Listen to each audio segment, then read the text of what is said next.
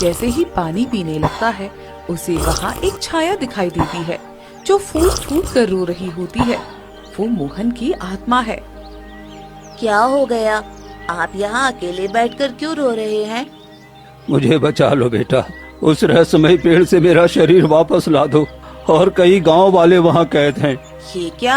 आप तो यहाँ बैठे हो, फिर आपका शरीर उस पेड़ में कैसे हो सकता है? यहाँ सिर्फ मेरी रूह है, मेरा शरीर तो उसी पेड़ ने कैद कर लिया है। मैं उसके सवाल का सही जवाब नहीं दिया और उसने मेरा शरीर छीन लिया।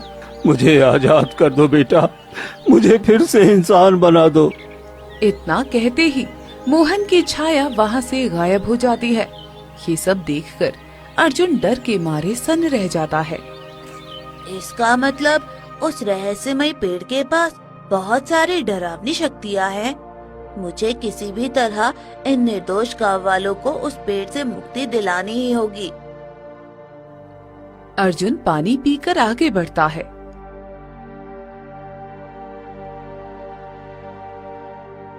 कुछ घंटों के सफर के बाद वो उसी रहस्यमय पेड़ के पास पहुंच जाता है।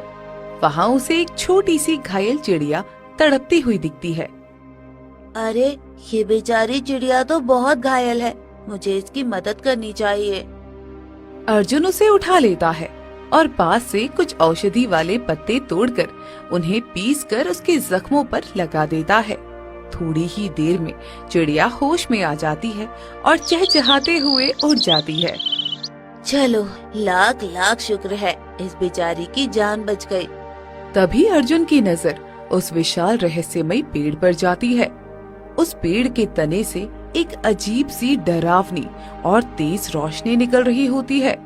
अर्जुन घने जंगल के बीच उस विशाल और चमकते हुए रहस्यमय पेड़ के सामने खड़ा हो जाता है। पेड़ से एक अजीब सी रोशनी निकल रही थी। चलो, लगता है कि यही वो रहस्यमय पेड़ है जिसके अंदर गांव वाले कैद हो जाते हैं। ए रहस्यमय पेड़, मेरे सवालों का जवाब दे। मेरे जन्म का रहस्य क्या है? क्या तुम बात कर सकती हो? तुम हर बार सबसे सवाल करती हो, अब की बार तुम मेरे सवाल का जवाब दो।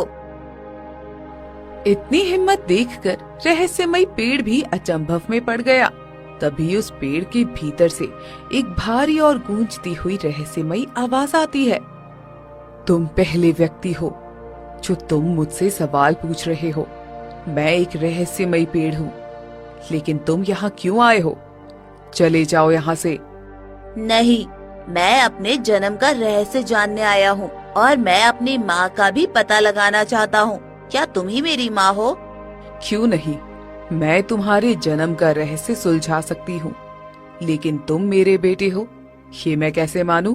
मेरी माँ जिसने मुझे पाला पोसा था, उसने मरते वक्त कहा था कि मैं इसी रहस्यमय पेड़ का बेटा हूँ और इस पेड़ में कई सारे आदमी भी कैद हैं, तो मुझे उन सबको भी रिहा करना है और अपनी माँ का रहस्य भी जानना है। ठीक है, मैं तुम्हें अपना बेटा मान लूंगी, लेकिन इसके लिए तुम्हें मेरे 3 प्रश्नों का सही जवाब देना होगा। अगर तुम मेरे 3 प्रश्नों का सही जवाब दोगे तो मैं मान लूंगी कि तुम मेरे बेटे हो और तुम्हें ढेर सारे सोने, चांदी, हीरा और जवाहरात मिलेंगे। और अगर मैं सही जवाब नहीं दे पाया तो?